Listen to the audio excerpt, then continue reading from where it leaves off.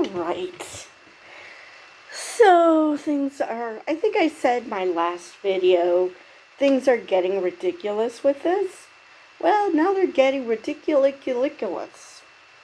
Because his trial date has been pushed, Jonathan Majors, that is, trial date has been pushed back again. Plus, the defense has filed a motion to dismiss. Which, honestly, can you blame them? So anyway, to the article. Jonathan Majors' trial on domestic violence charges once again has been delayed and may not happen until later this year now. It's already later this year. It's September. In a rescheduled hearing in New York City today, Judge Michael Gaffey listened to arguments from both the actor's defense team and the Manhattan District Attorney's Office on the sharing of evidence and a motion by Majors' team to dismiss the matter. The Loki actor is looking at a year behind bars if found guilty on the misdemeanor charges of assault and harassment stemming from a March 25th incident with a now former girlfriend. Now, just a little nitpick here, because I obviously do not believe he's guilty, but just think about this for a second. You assault someone and you only get a year in prison. How is that possible? Anyway, how is this just a misdemeanor? Harassment I can understand, but actual assault. Cool. No ruling on the motion was issued Friday by Judge Gaffey, but the criminal court judge has told the DA's office that they have until October 6th to respond to the defense's motion. The defense has to reply by October 13th, with the judge making a ruling by October 25th.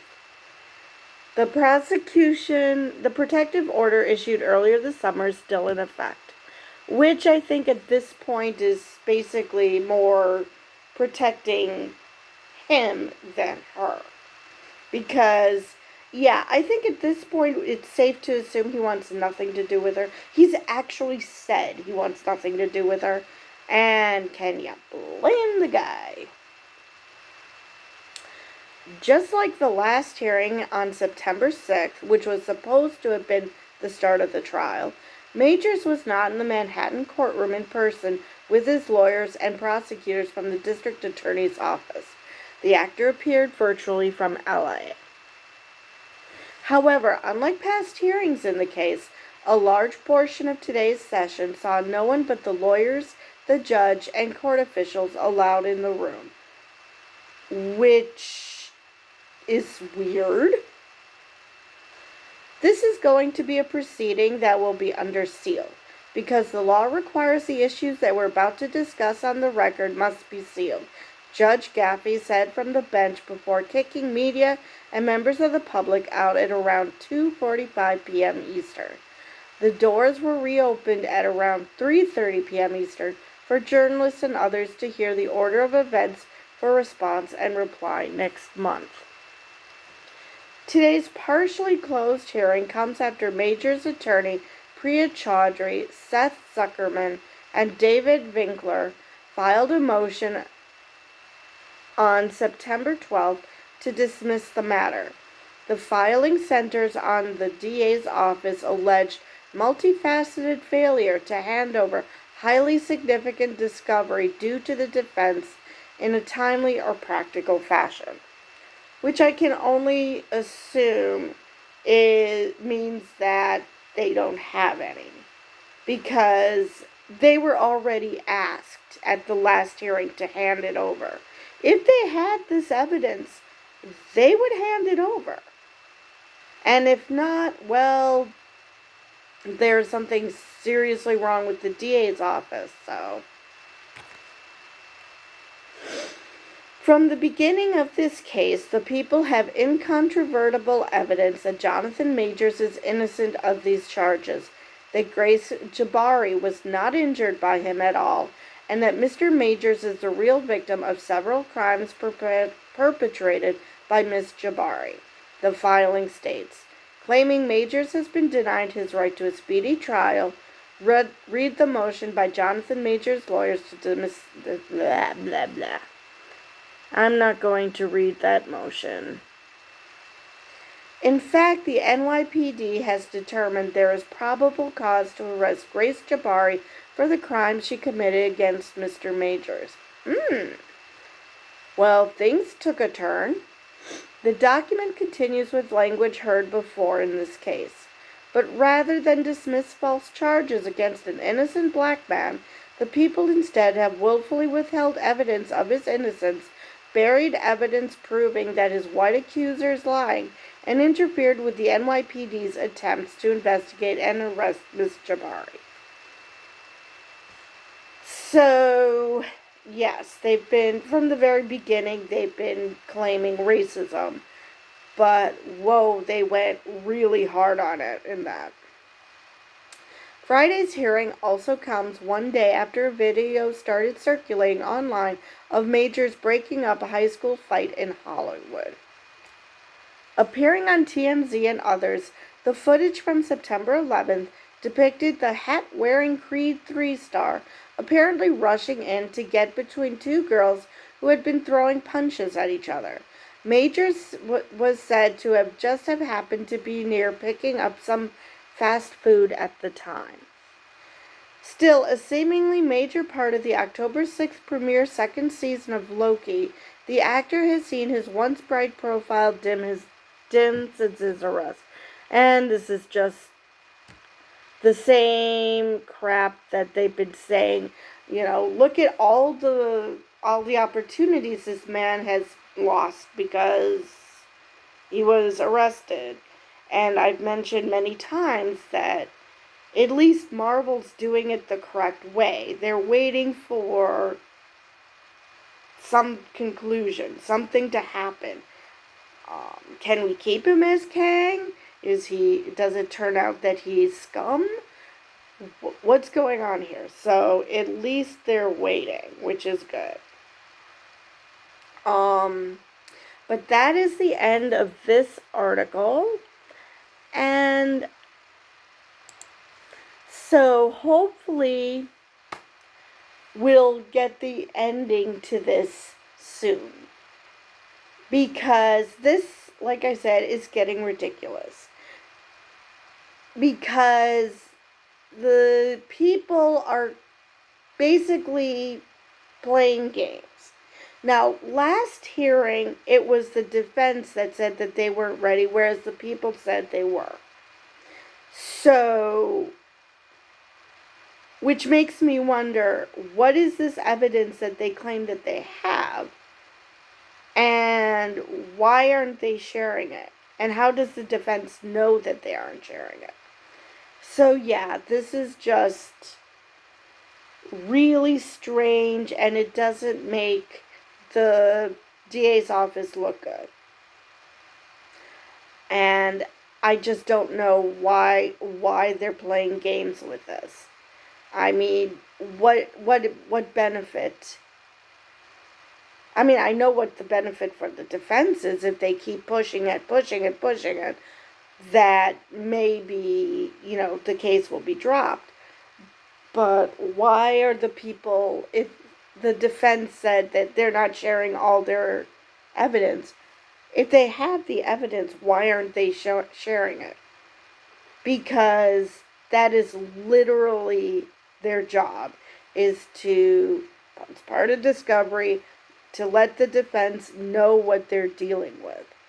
So, what were they planning on doing? Were they planning on trying to pull a fast one on the defense so they would start coming up with things that would leave the defense on their heels because it's true, or more likely because they're making shit up?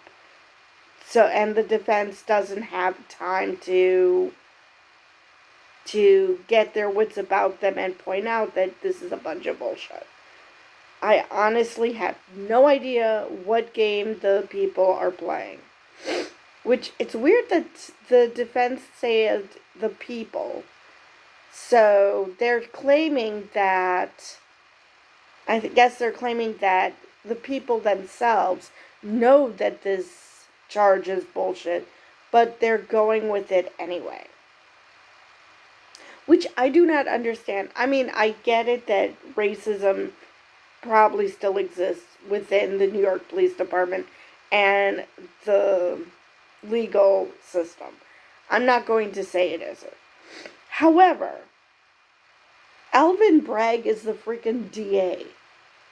Who the hell is